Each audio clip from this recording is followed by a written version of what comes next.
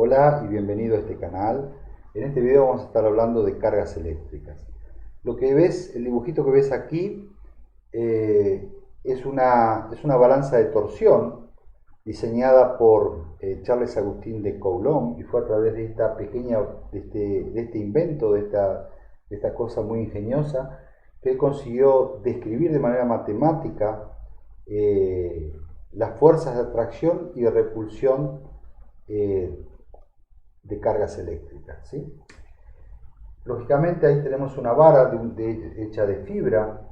Él sabía exactamente cuál era la fuerza necesaria para poder torsionar esto, y alejando una bola cargada también, que era una bola de muestra o de referencia, acercando o alejando esto, él podía cuantificar cómo se iba comportando, o sea, cuánta fuerza era la que estaba interviniendo, y bueno, justamente a través de eso vamos a hacer dibujar exactamente esto mismo, pero visto desde arriba.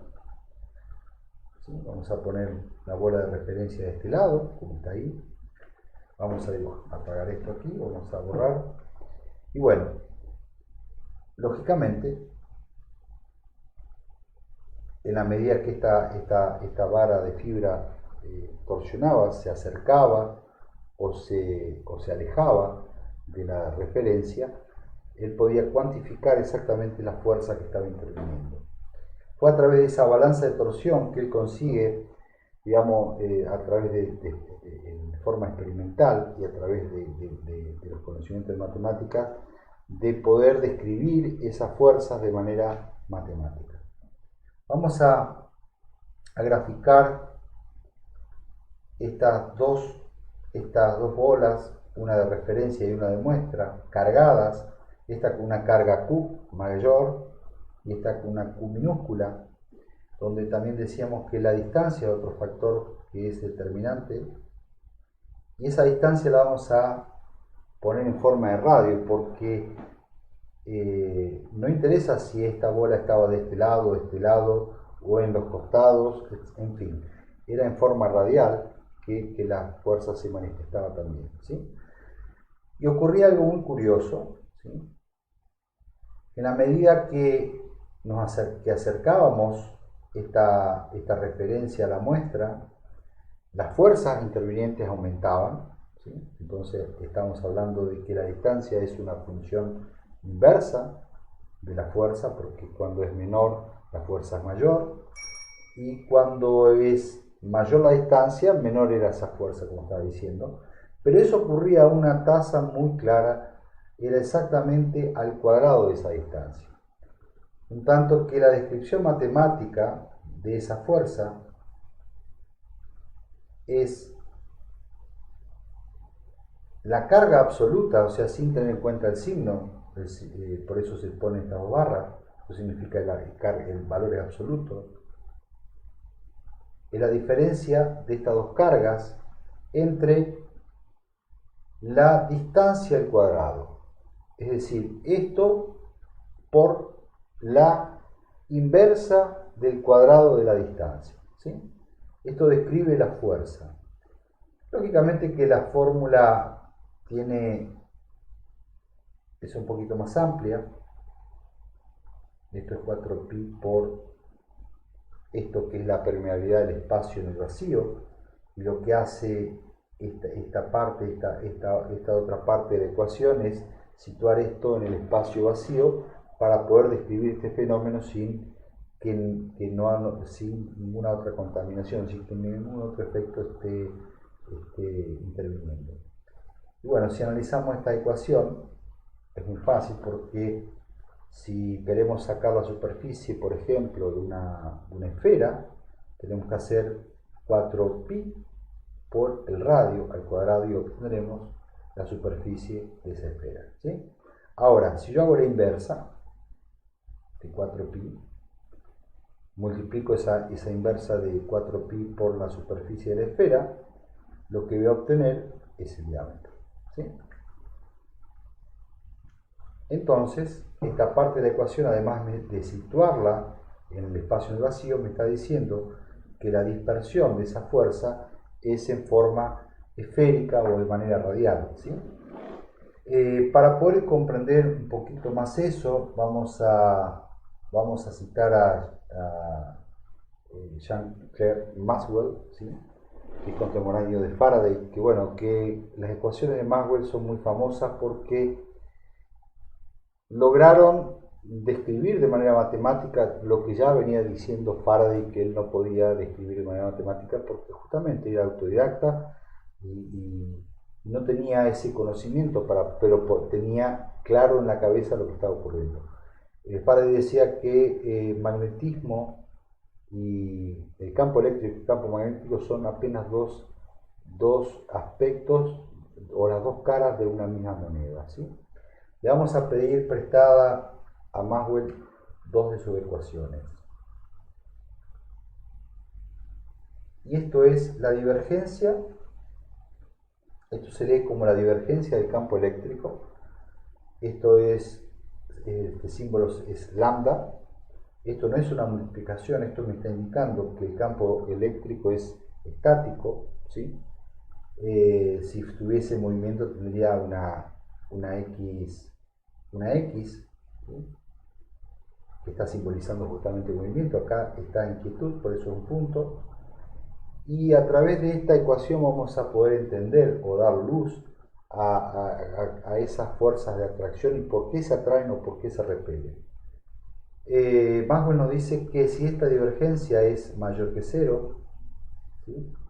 Entonces estamos hablando de una carga positiva y que las líneas de campo estarían naciendo en todos los sentidos de forma radial o esférica, ¿sí? Hacia todos los lados están naciendo líneas de campo.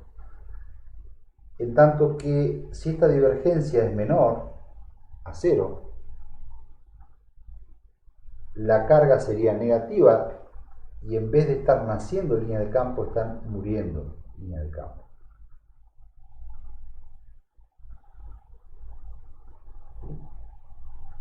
Estarían muriendo. Esto ya nos da una luz bastante interesante porque, bueno, sabemos que una partícula positiva genera un campo eléctrico, líneas de campo que van a nacer, ¿sí? En tanto que una partícula cargada negativamente es un sumidero de esas líneas de campo, es donde se mueren esas líneas de campo. En un campo eléctrico la divergencia nunca puede ser igual a cero, ¿sí? En el único caso que sí es posible que sea igual a cero, y una divergencia igual a cero significa que ni nacen ni mueren, ¿sí?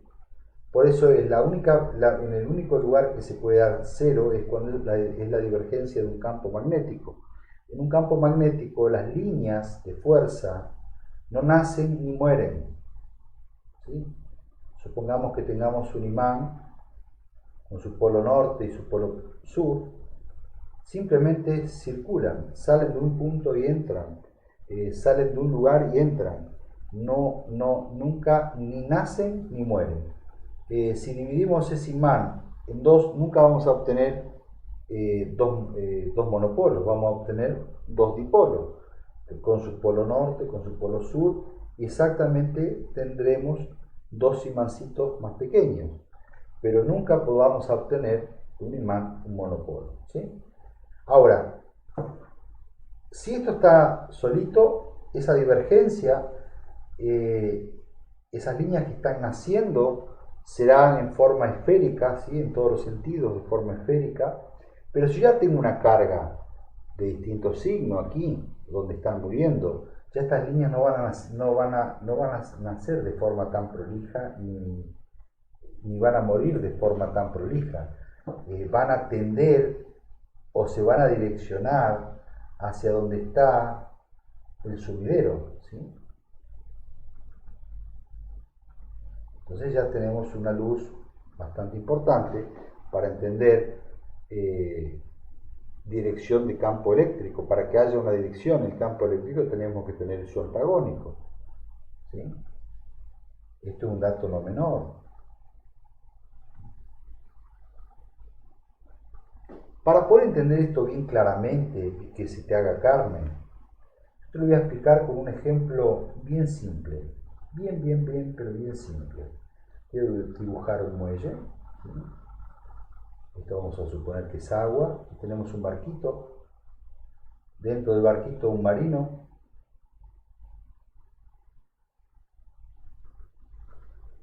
Que está empujándose con una soga, está haciendo fuerza en la soga en este sentido, para que el barco avance en este otro sentido. Ese barquito sería de nombre negativo y el muelle sería de nombre positivo. Cuando veamos lo que son, cuando estemos hablando de conductores, vamos a darnos cuenta claramente que las cargas que sí se mueven son las negativas, porque las positivas están unidas en un núcleo y no se pueden mover de ese núcleo, ¿sí? Eso ocurre porque justamente el marino aquí está consumiendo esa distancia, esa soga, para esa cuerda, para que el barco avance, ¿sí? Es lo mismo efecto que la carga negativa, que es donde están muriendo las líneas de campo. Bueno, si las cargas fuesen del mismo signo, habría repulsión, porque nacen, pero nunca se direccionarían en la dirección digamos, del campo donde están las cargas opuestas, nunca. Y esto es exactamente lo mismo a que si son negativas. ¿Sí?